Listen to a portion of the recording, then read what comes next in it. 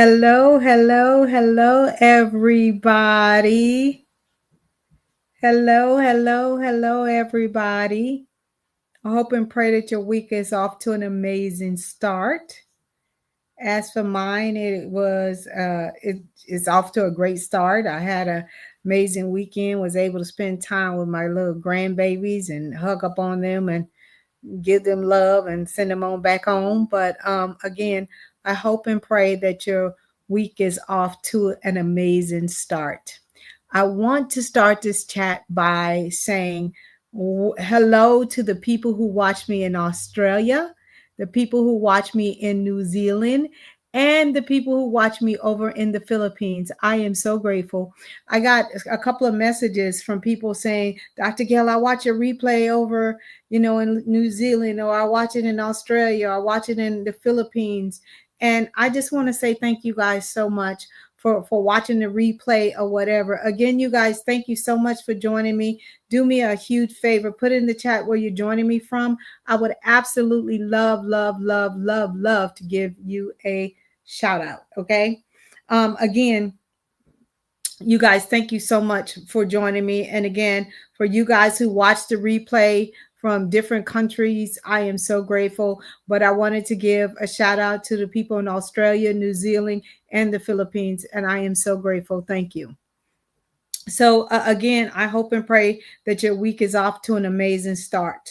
Okay. This chat comes from a wife that's in Virginia, and they have two teen children, and this is her chat. Hello, Dr. Gail. My husband has been a government employee for 30 plus years. Last month, he was furloughed. He has become very distant, doesn't get dressed.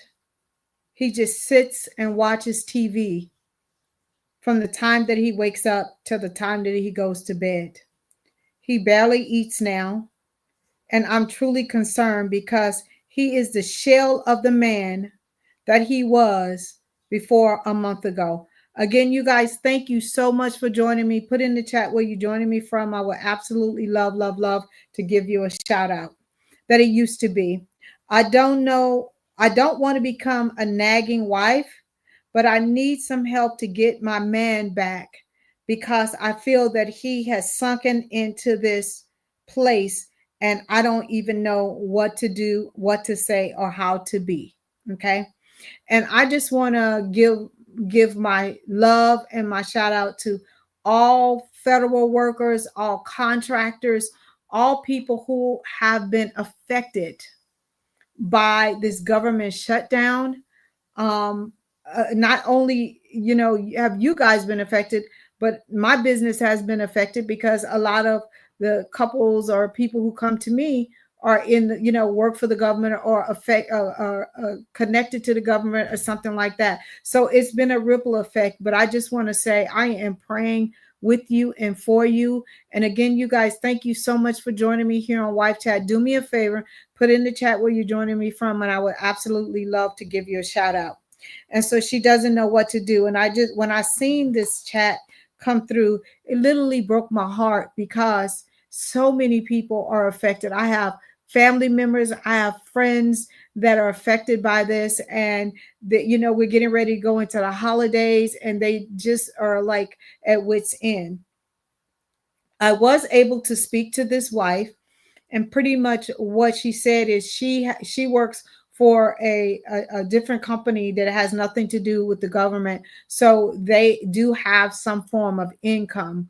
But she was just saying that her husband is used to being the head of the household and paying the bills and doing all of those things. And again, I just want to say to anybody that this government shutdown has affected, I am praying with you and for you because again, I hear my friends and I hear people are like, Dr. Gail, I want to work with, I just can't. And I understand. Okay. And so the first thing that I want to impart into someone that is dealing with a spouse that have lost their job, whether it's a woman or a man, is that just check on them. And when I say check on them, just say, hey, honey, I just want to see how you're doing today. Is there anything you need from me today? And leave it alone. Don't try to get them to talk to you about what they're feeling, how they're feeling, or whatever, because it is obvious that he is in a huge depressed state when it comes to him losing his job or being furloughed, because right now he doesn't get dressed. He just is sitting there watching TV, and it's like life is just passing him by, right? And so I would just say check in on him. Don't pressure him to have conversations. Don't say, get up, you need to, put on some clothes, you need to do this or whatever. No, because again, you should become a safe place for your spouse. Not saying that you need to not say anything, not saying that you don't need to try to get them in a space where they do want to talk. But right now, this is still fresh.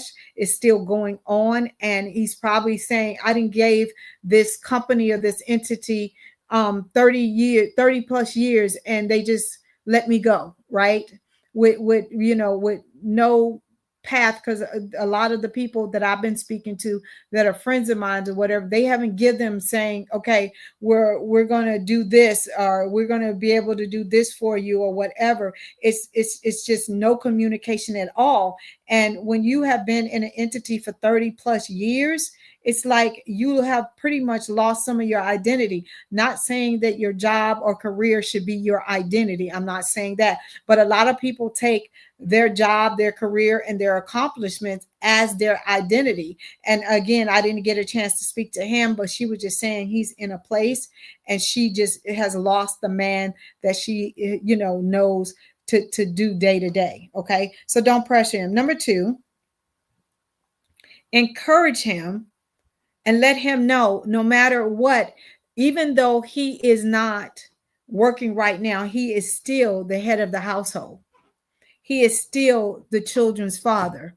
He is still your husband, that he still matters in that house. Because a lot of times, again, people associate their career accomplishments with who they are and their identity. And you have to go back and teach him that if just because you're not working right now doesn't mean that you don't matter, because you do matter, right? And marriage is not always 50-50. Sometimes it's 90 and 10. It just depends. And sometimes you have to be the person that bears the brunt of things and let the other person know that it's going to be okay. So remind him and say, I still love you. You still my husband. You still the children's father. You still the head of this household. I still look at you as a man of God, and I'm praying with you and for you, and all of those kind of things. Because again, just hearing those words can encourage him and take him out of the space that he's currently in, because he is in a depressed state. Okay. The other thing is encourage your spouse to get out, right? Say, honey, I know you've been at home all day. Do you want to go for a walk, or do you want to go for a car ride? I'll drive. Because just a change of scenery can change somebody's mood and the way they're feeling and thinking internally. Okay.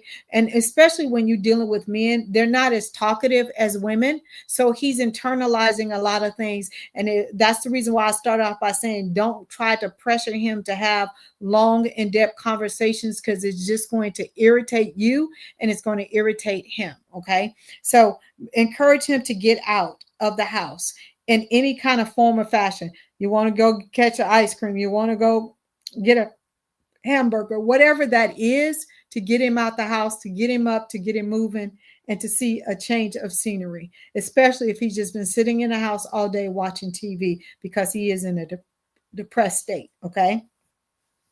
And number 4, and this could have been something I started with and ended with, make sure you go in and you pray for your spouse, because prayer can change things.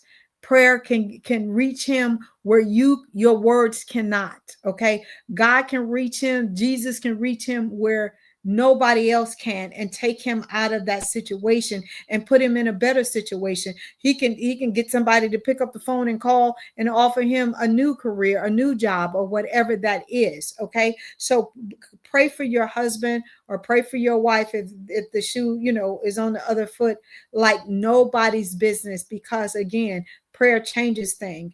And as I started this chat, I told you guys that I am praying for all government workers, contractors, anybody that has been affected by what is going on in our government today, because again, it has affected my business as a entrepreneur. But again, it's not about me. It's about I go and I pray and I ask God, because I understand what it is to live in the United States of America and how expensive it is. And so many people being affected by this. And what bothers me is the people that shut down the government are still getting paid. That's what bothers me. Now, if they wasn't getting paid, then it would be, we would be on an even playing field. But that's my own little soapbox, and I'm not going there. Again, I want to say thank you to all you guys who support me and that support Wife Chat. Again, to the people in New Zealand, Australia, and the Philippines who say we watch your replays. I am so grateful and thankful to you guys. I am grateful and thankful to everybody who supports Wife Chat or anything that I do. If you have a chat that you want me to do, no topic is off limits. Do me a favor. You can email me. You can go to my website and email me at gailcrowder.com. You can go on any of my social media platforms and inbox me. I am the only person that checks those things. So you don't have to worry about my assistants or anybody checking those things. And again, you guys, continue to pray for our country. Continue to know that you're not on this journey alone, that I appreciate you. And if you ever need me, know that I am here. Again, you guys, thank you so much for joining me tonight on Wife Chat. I will see you guys next week.